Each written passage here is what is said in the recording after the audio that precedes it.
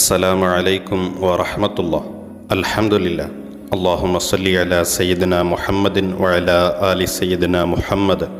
മഹാനായ ശൈഖുന അത്തിപ്പറ്റ ഉസ്താദ് നവ്വറല്ലാഹു മർഖദഹു. അവിടുത്തെ ജീവിതകാലത്ത് കണ്ടവർക്കൊക്കെ പല രീതിയിലുള്ള അനുഭവങ്ങളും ഉണ്ടാകും. കാരണം അവിടുത്തെ ജീവിതം മുത്തുനബി സയ്യിദുന മുഹമ്മദ് റസൂലുള്ളാഹി സ്വല്ലല്ലാഹു അലൈഹി വസല്ലം തങ്ങളുടെ ജീവിതത്തിൻ്റെ തനി പകർപ്പായിരുന്നു.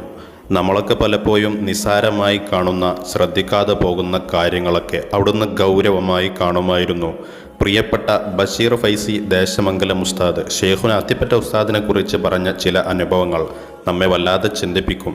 ബഷീർ ഫൈസി ഉസ്താദിൻ്റെ വാക്കുകൾ: ഒരു സുപ്രയിൽ നിന്ന് എഴുന്നേൽക്കുകയാണ് ശൈഖുന. താഴെ വീണ് കിടക്കുന്ന ഒരു പത്തിരി കഷ്ണം കണ്ണിൽപ്പെട്ടു. ആളുകൾ ചവിട്ടി മണ്ണ് കലർന്ന ആ ഭക്ഷണാവശിഷ്ടം അരുമയോടെ പെറുക്കി കയ്യിലെടുത്തു. ടാപ്പിലെ വെള്ളത്തിൽ കഴുകി ബിസ്മി ചൊല്ലി ഒട്ടും മടിയില്ലാതെ ശൈഖുന അത് കഴിച്ചു.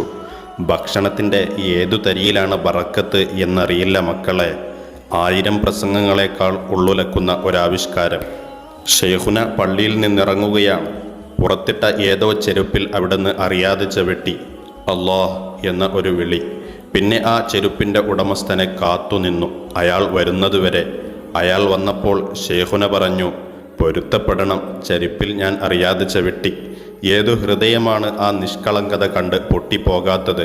അതാണെൻ്റെ മുത്തു അത്തിപ്പറ്റ. കുടുംബ വീടുകളിലൊന്നിൽ സന്ദർശനത്തിന് എത്തിയതാണ് ശൈഖുന. ചായക്കൊപ്പം നൽകിയ നേന്ത്രപ്പഴം കഴിച്ചു. അവിടെ ഉണ്ടായിരുന്ന കുട്ടി പഴത്തൊലി മുറ്റത്തേക്കെറിഞ്ഞു. ഉസ്താദ് ആ മോനോട് അത് എടുത്തു കൊണ്ടുവരാൻ പറഞ്ഞു. ഇവിടെ വല്ല മൃഗങ്ങളും ഉണ്ടോ? ഇല്ല എന്നായിരുന്നു ആ മകൻ്റെ മറുപടി. ശൈഖുന ചോദിച്ചു, അടുത്ത വീടുകളിൽ എവിടെയെങ്കിലും ഉണ്ടോ? നോക്കൂ, എന്നിട്ട് ഈ പഴത്തൊലി അവയ്ക്ക് കൊടുത്തിട്ട് വാ. അടുത്ത വീട്ടിലെ മൃഗത്തിന് പഴത്തൊലി കൊണ്ടുപോയി കൊടുത്ത് മടങ്ങി വന്ന കുട്ടിയോട് ശൈഖുന അത്തിപ്പറ്റ ഉസ്താദ് പറഞ്ഞു, മോനെ, അള്ളാഹു വെറുതെ കളയാൻ ഒന്നും പടച്ചിട്ടില്ല. മറ്റൊരാൾക്ക് ഉപകാരമാകുന്ന ഒന്നും നശിപ്പിക്കാൻ പാടില്ല. ഈ സംഭവം ശൈഖുനയുടെ മകൻ വാഹിദ് ഉസ്താദ് പറയുന്നത് ഞാൻ കേട്ട് കരഞ്ഞിട്ടുണ്ട്. ഇതിലും വലിയ ഒരു ഫിലോസഫി എൻ്റെ ജീവിതത്തിൽ ഞാൻ കേട്ടിട്ടില്ല. ഒരിക്കൽ ഞാൻ ജോലി ചെയ്യുന്ന പള്ളിയിൽ യാത്രാമധ്യേ ശൈഖുന അത്തിപ്പറ്റ ഉസ്താദ് വന്നു. നിസ്കാരത്തിന് ശേഷം എന്നോട് പറഞ്ഞു, മോനെ, പ്രാർത്ഥനയിൽ പള്ളിക്ക് ചുറ്റുമുള്ള കബറാളികൾക്കുള്ള ദുആ ഉപേക്ഷിക്കരുത്. അവർ നിങ്ങൾ കാരണം ദുആ കിട്ടാതെ പോയാൽ അവരുടെ ആത്മാവ് നിങ്ങളോട് വെറുപ്പുവെക്കും. നടുങ്ങിപ്പോയി എൻ്റെ ഹൃദയം. ഞാൻ നിസ്കാരശേഷമുള്ള ദുആ വളരെ ചെറുതാക്കുന്ന ആളാണ്. അതുകൊണ്ട് തന്നെ വാരിദായ ദുആക്കപ്പുറം നീട്ടാറില്ല. പക്ഷേ ശൈഖുന അത്തിപ്പറ്റ ഉസ്താദിൻ്റെ ഉപദേശം കേട്ടപ്പോഴാണ് ഓർത്തത്. മുമ്പുള്ള ഉസ്താദുമാരെല്ലാം ദുആ ചെയ്യുമ്പോൾ കബറാളികൾക്ക് കിട്ടുമായിരുന്നു. ഇപ്പോൾ ഞാൻ കാരണം അവർക്ക് കിട്ടുന്നത് മുടങ്ങി. എത്ര പുണ്യാത്മാക്കൾ അക്കൂട്ടത്തിൽ ഉണ്ടാകും. അവരെങ്ങാനും നമ്മെ വെറുത്താൽ പിന്നീട് ഇന്ന് വരെ ആ ദുആ ഞാൻ മുടക്കിയിട്ടില്ല.